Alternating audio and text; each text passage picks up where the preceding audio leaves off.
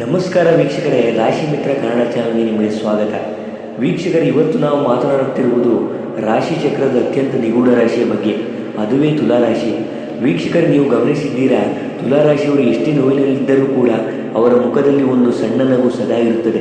ಆದರೆ ಆ ನಗುವಿನ ಹಿಂದೆ ಅದೆಂತಹ ಭೀಕರ ಸುನಾಮಿ ಅಡಗಿದೆ ಎನ್ನುವುದು ಯಾರಿಗಾದರೂ ಗೊತ್ತಿದೆಯೇ? ಇವತ್ತು ನಾನು ಈ ವಿಡಿಯೋದಲ್ಲಿ ತುಲಾರಾಶಿಯವರ ಜೀವನದ ಅಂತಹ ಒಂದು ಕರಾಳ ಸತ್ಯವನ್ನು ಬಿಚ್ಚಿಡ್ತೀನಿ. ಬನ್ನಿ, ಅದನ್ನು ಕೇಳಿದರೆ ನಿಮ್ಮ ಮೈ ನಡುಗಬಹುದು. ಯಾಕೆ ಇವರು ಎಲ್ಲರಿಗೂ ಒಳ್ಳೆಯದನ್ನೇ ಬಯಸಿದರೂ ಕೂಡ ಕೊನೆಗೆ ಇವರೇ ಕಣ್ಣೀರು ಆಗುವ ಪರಿಸ್ಥಿತಿ ಬರುತ್ತೆ? ಇದು ಇವರ ಹಣೆ ಬರವೋ ಅಥವಾ ಇವರ ರಾಶಿಯ ಮೇಲೆ ಬಿದ್ದಿರೋ ಯಾವುದೋ ಅತೀಂದ್ರಿಯ ಶಾಪವೋ ಎಂದು. ವೀಕ್ಷಕರು, ಈ ಸುದೀರ್ಘ ಭಾಗದಲ್ಲಿ ನಾವು ತುಲಾರಾಶಿಯವರ ಅಂತರಾತ್ಮದ ಆಳಕ್ಕೆ ಇಳಿಯೋಣ. ತುಲಾರಾಶಿಯವರು ಎಂದರೆ ನಟನೆಯ ರಾಜ್ಯದ ಅಂದರೆ ತಪ್ಪಾಗಲ್ಲ. ಯಾಕಂದರೆ ಇವರು ತಮ್ಮ ಕಣ್ಣೀರನ್ನು ಜಗತ್ತಿಗೆ ಎಂದೂ ತೋರಿಸುವುದಿಲ್ಲ. ಇವರು ಎಲ್ಲರ ಹತ್ತಿರ ಹೋಗಿ ನಾನು ಚೆನ್ನಾಗಿದ್ದೀನಿ ಅಂತ ಹೇಳ್ತಾರೆ, ಆದರೆ ಒಳಗೆ ಮೌನವಾಗಿ ಕಷ್ಟಪಡುತ್ತಿರ್ತಾರೆ. ಇವರ ಅತಿ ದೊಡ್ಡ ರಹಸ್ಯವೇನೆಂದರೆ, ಇವರು ಯಾರನ್ನು ಅತಿಯಾಗಿ ಹೆಚ್ಚಿಕೊಳ್ಳುತ್ತಾರೋ ಅವರಿಗಾಗಿ ತಮ್ಮ ಸರ್ವಸ್ವವನ್ನು ತ್ಯಾಗ ಮಾಡಿಬಿಡುತ್ತಾರೆ. ವೀಕ್ಷಕರೇ, ಆದರೆ ಆ ವ್ಯಕ್ತಿಗಳು ಇವರನ್ನು ಬಳಸಿಕೊಂಡು ಕಸದಂತೆ ಎಸೆದಾಗ ಇವರು ಯಾರಿಗೂ ದೂರು ನೀಡದೆ ಒಂಟಿಯಾಗಿ ಇಡುತ್ತಾರೆ. ಯಾಕೆ ತುಲಾರಾಶಿಯವರಿಗೆ ಮಾತ್ರ ಇಂತಹ ಮೋಸಗಳು ಪದೇ ಪದೇ ಆಗುತ್ತಿವೆ? ಇದರ ಹಿಂದೆ ಶುಕ್ರಗ್ರಹ ನೀಡುವ ಭ್ರಮೆ ಇದೆಯಾ? ಈ ರಹಸ್ಯವನ್ನು ನಾನು ಈಗ ಎಳೆಯಾಗಿ ಬಿಡಿಸಿ ಹೇಳ್ತೀನಿ. ಬನ್ನಿ ನೋಡಿ ವೀಕ್ಷಕರೇ, ತುಲಾ ಅಂದರೆ ತಕ್ಕಡಿ.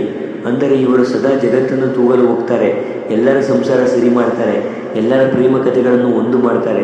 ಆದರೆ ಇವರ ಸ್ವಂತ ಜೀವನ ಅಂದಾಗ ಅಲ್ಲಿ ಕೇವಲ ಶೂನ್ಯ ಮಾತ್ರ ಉಳಿದಿರುತ್ತೆ.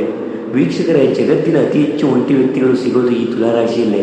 ಸಾವಿರಾರು ಜನ ಇವರನ್ನು ಪ್ರೀತಿ ಮಾಡ್ತೀವಿ ಅಂತ ಬಂದರೂ ಕೂಡ ಇವರ ಮನಸ್ಸಿನ ಆಳದ ನೋವನ್ನು ಅರ್ಥ ಮಾಡಿಕೊಳ್ಳುವ ಒಬ್ಬನೇ ಒಬ್ಬ ಜೀವಿ ಇವರಿಗೆ ಸಿಗೋದಿಲ್ಲ. ಇದು ಶಾಪವಲ್ಲದೆ ಇನ್ನೇನು? ವೀಕ್ಷಕರೇ, ಶನಿದೇವನು ತುಲಾರಾಶಿಯವರನ್ನು ಉಚ್ಚ ಸ್ಥಿತಿಯಲ್ಲಿ ಯಾಕೆ ಇಟ್ಟಿದ್ದಾನೆ ಗೊತ್ತಾ? ಇವರನ್ನು ಕಷ್ಟದ ಕೆಂಡದಲ್ಲಿ ಸುಟ್ಟು ದೈವಿಕ ಶಕ್ತಿಯನ್ನು ತುಂಬಲು. ಆದರೆ ಆ ಕೆಂಡದ ಹಾದಿಯಲ್ಲಿ ಇವರು ಅನುಭವಿಸುವ ಕಣ್ಣೀರಿಗೆ ಬೆಲೆ ಕಟ್ಟುವವರು ಯಾರು? ತುಲಾರಾಶಿಯಲ್ಲಿ ಶನಿದೇವನು ಉಚ್ಚ ಸ್ಥಾನವನ್ನು ಪಡೆಯುತ್ತಾನೆ. ಅಂದರೆ ಶನಿಗೆ ಈ ರಾಶಿ ಎಂದರೆ ಪಂಚಪ್ರಾಣ. ಆದರೆ ಶನಿಯ ಪ್ರೀತಿ ಎಂದರೆ ಅದು ಮಲ್ಲಿಗೆ ಹೂವಲ್ಲ, ಅದು ಕೆಂಡದ ಹಾದಿ. ವೀಕ್ಷಕರ, ಶನಿ ಇವರನ್ನು ಪದೇ ಪದೇ ಪರೀಕ್ಷಿಸುತ್ತಾನೆ. ಯಾಕಂದರೆ ಇವರನ್ನು ಜಗತ್ತಿಗೆ ಒಬ್ಬ ಆದರ್ಶ ವ್ಯಕ್ತಿಯನ್ನಾಗಿ ರೂಪಿಸಬೇಕು ಎನ್ನುವುದು ಶನಿಯ ಆಶಯ. ಇವರು ಆರ್ಥಿಕವಾಗಿ ಬೆಳೆಯುತ್ತಿರುವಾಗಲೇ ಯಾವುದೋ ಒಂದು ಸಂಬಂಧ ಇವರನ್ನು ಕಂದಕಕ್ಕೆ ತಳ್ಳುತ್ತದೆ. ಶುಕ್ರನು ಇವರಿಗೆ ಐಷಾರಾಮಿ ಬದುಕನ್ನು ನೀಡಲು ಬಯಸಿದರೂ ಕೂಡ ಶನಿದೇವನು ಇವರನ್ನು ವೈರಾಗ್ಯ ಮತ್ತು ಶಿಸ್ತಿನ ಕಡೆಗೆ ಎಳೆಯುತ್ತಾನೆ. ವೀಕ್ಷಕರ, ಈ ಎರಡು ವಿರುದ್ಧ ಶಕ್ತಿಗಳ ನಡುವೆ ತುಲಾರಾಶಿಯವರ ಬದುಕು ನಲಿದು ಹೋಗುತ್ತದೆ. ಇವರು ಮಾಡದ ತಪ್ಪಿಗೆ ಅಪವಾದಗಳನ್ನು ಹೊರುವುದು, ನಂಬಿದವರಿಂದಲೇ ಕಳ್ಳರೆನಿಸಿಕೊಳ್ಳುವುದು ಇವರ ಜೀವನದ ನಿರಂತರ ಅಧ್ಯಾಯಗಳಾಗಿಬಿಡುತ್ತವೆ. ನೋಡಿ ವೀಕ್ಷಕರೇ, ತುಲಾರಾಶಿಯವರು ಸೋಲುವುದು ಅವರ ಶತ್ರುಗಳಿಂದಲ್ಲ, ಬದಲಾಗಿ ತಾವು ಅತಿಯಾಗಿ ಹೆಚ್ಚಿಕೊಂಡ ಆತ್ಮೀಯರಿಂದ. ಇವರು ಒಂದು ಬಾರಿ ಒಬ್ಬ ವ್ಯಕ್ತಿಯನ್ನು ನಂಬಿದರೆ ಅವರಿಗೆ ತಮ್ಮ ಸರ್ವಸ್ವವನ್ನು ದಾರಿಯಲ್ಲಿದ್ದಾರೆ. ಆದರೆ ಇವರಿಂದಲೇ ಲಾಭ ಪಡೆದವರು ಇವರ ಪರಿಸ್ಥಿತಿ ಬದಲಾದ ತಕ್ಷಣ ಬೆನ್ನು ತಿರುಗಿಸುತ್ತಾರೆ. ವೀಕ್ಷಕರ, ಈ ರಾಶಿಯವರು ಮಾಡುವ ಅತಿ ದೊಡ್ಡ ತಪ್ಪು ಎಂದರೆ ಅದು ಅತಿಯಾದ ಸಹನೆ. ಅನ್ಯಾಯ ಕಣ್ಣ ಮುಂದೆ ನಡೆಯುತ್ತಿದ್ದರೂ ಕೂಡ ನಾನು ಮಾತನಾಡಿದರೆ ಸಂಬಂಧ ಹಾಳಾಗಬಹುದು ಎನ್ನುವ ಮೃದುತ್ವ ಇವರನ್ನು ದೌರ್ಬಲ್ಯ ಸುಳಿಗೆ ಸಿಲುಕಿಸುತ್ತದೆ. ಈ ಮೌನವೇ ಶತ್ರುಗಳಿಗೆ ಅಸ್ತ್ರವಾಗುತ್ತದೆ. ವೀಕ್ಷಕರು, ಇವರು ಪದೇ ಪದೇ ಮೋಸ ಹೋಗುವುದು ಇವರ ಬುದ್ಧಿವಂತಿಕೆಯ ಕೊರತೆಯಿಂದಲ್ಲ, ಬದಲಾಗಿ ಇವರ ಹೃದಯದಲ್ಲಿರುವ ಅತಿರೇಕದ ಕಾರುಣ್ಯದಿಂದ. ಆತ್ಮೀಯ ತುಲಾರಾಶಿಯವರೇ, ಇನ್ನು ಕೊನೆಯದಾಗಿ ಹೇಳುವುದಾದರೆ, ಬ್ರಹ್ಮಾಂಡದ ನಿಯಮವೇನೆಂದರೆ ಅತಿ ಹೆಚ್ಚು ನೊಂದವರನ್ನು ಕಾಲವೇ ಎತ್ತಿ ಹಿಡಿಯುತ್ತದೆ. ಈ 2026ರ ಗ್ರಹಗತಿಗಳು ತುಲಾರಾಶಿಯವರ ಪಾಲಿಗೆ ಸಂಜೀವಿನಿ ಇದ್ದಂತೆ.